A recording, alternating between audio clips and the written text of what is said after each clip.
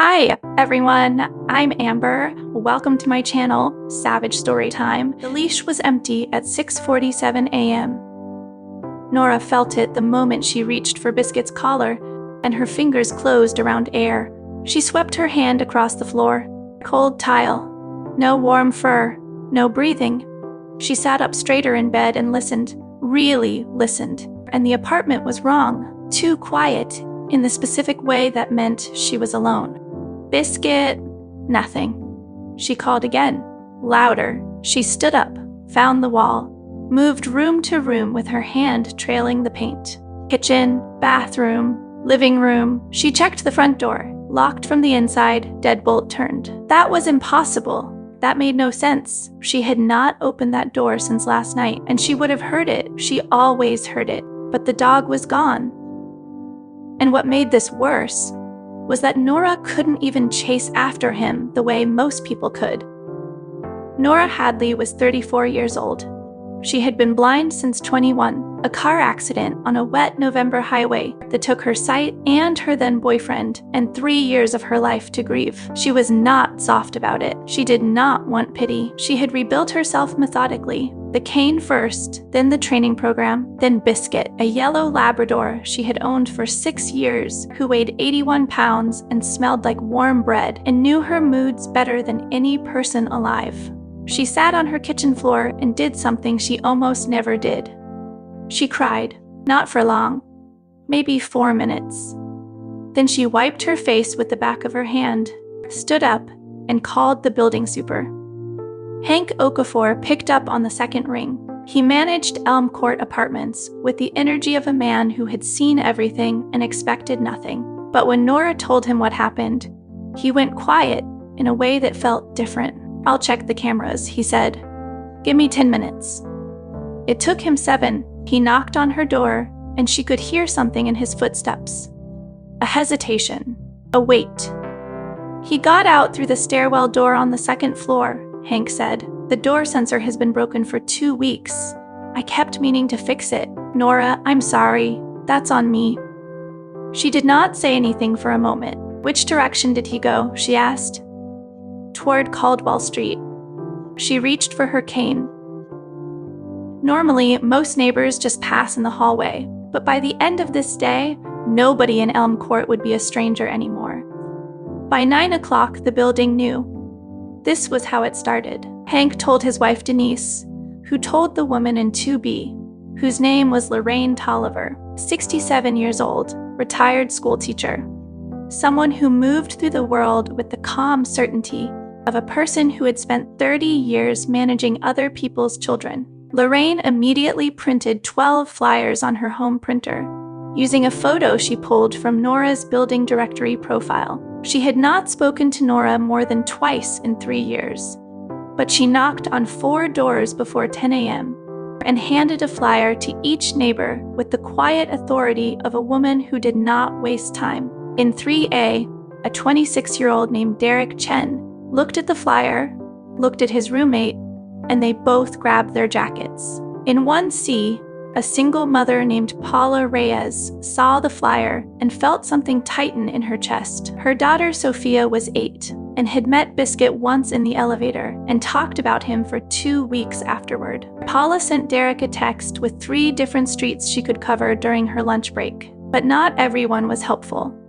In every building has someone who avoids eye contact and pretends not to care, but sometimes they're the exact people who surprise you most.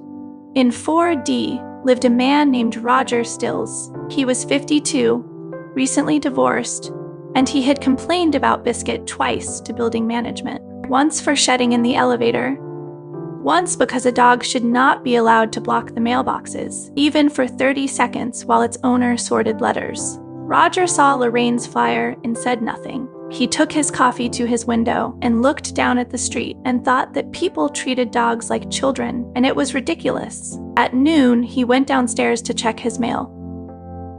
Nora was standing in the lobby. She was on the phone, and her voice was controlled, but the hand gripping her cane was rigid, fingers locked around it. She was talking to the shelter. They had a dog matching Biscuit's description brought in that morning, but the chip scan had come back with a registration error, and they needed her to come in person to confirm. She could not get there. There was construction on the bus route. The accessible cab service had a 2-hour wait. She was telling the shelter, very calmly, that she would figure it out. Roger stood at the mailbox and listened. He opened and closed his box twice without taking anything out. Then he said, "I can drive you." She turned her head toward his voice. He had never introduced himself. She had no idea who he was. "I'm in 4D, he said. "I have a car. I can take you right now." A long pause. "Okay," she said. It was Biscuit. The shelter tech brought him out, and Nora heard him before anything else. She heard his nails on the linoleum, heard the specific rhythm of his breathing, and then 81 pounds of yellow Labrador hit her at the knees, and she went down to the floor with him and pressed her face into his fur and said his name over and over, like a word she had almost forgotten. Roger stood back. He watched this and felt something move through him that he did not have a name for right away. Moments like this crack you open just enough that you are never quite the same again. The drive home, he said, "I complained about him, twice, to management."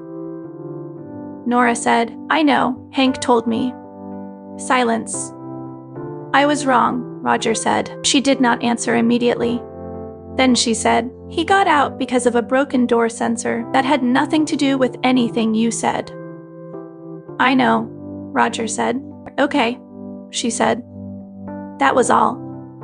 But something had closed between them, and something else had opened. When they pulled back into the parking lot, Derek and his roommate were coming up the sidewalk. They stopped when they saw the dog hanging out the back window, ears flat in the wind. Derek let out a sound that was somewhere between a shout and a laugh. Paula's daughter Sophia was sitting on the front steps, still in her school shoes. Paula had picked her up early, some instinct she could not explain even to herself. When Sophia saw Biscuit, she ran across the lot and fell to her knees on the asphalt and let the dog lick her face completely clean. Lorraine came down from the second floor, still holding a stack of extra flyers. She saw the whole scene from the doorway and stood there and pressed her lips together and did not say a word. She was from a generation that expressed relief through action. The action was done, so she simply nodded once and went back upstairs. Hank was there too. He had a replacement door sensor in his hand. He had driven to the hardware store that morning before his shift ended. He looked at Nora, and she turned toward the sound of his voice, and he said, "It's already fixed." "Thank you," she said. That night, the building was different. It had rearranged itself around one Tuesday morning, the way water rearranges itself around a stone. Nobody planned it, nobody called a meeting. Roger left a 6-pack of sparkling water outside Nora's door with a note that said 4D and his phone number. Sophia drew a picture of Biscuit in orange crayon and slid it under the door to 1A. Derek started holding the elevator an extra few seconds whenever he heard someone coming down the hall. Lorraine finally fixed the wobbly handrail on the second-floor landing that she had been stepping around for 2 months, because suddenly, the hallway felt like it mattered, like it belonged to all of them. Biscuit slept at the foot of Nora's bed that night, heavy and warm, one paw resting against her ankle. She lay in the dark, which was the same as every other dark, the same dark she had lived in for 13 years, and listened to the building breathe around her. She had never felt it this clearly before. She was not alone in it. If unexpected kindness moves you, subscribe and share your story below. I'm Amber. See you next time.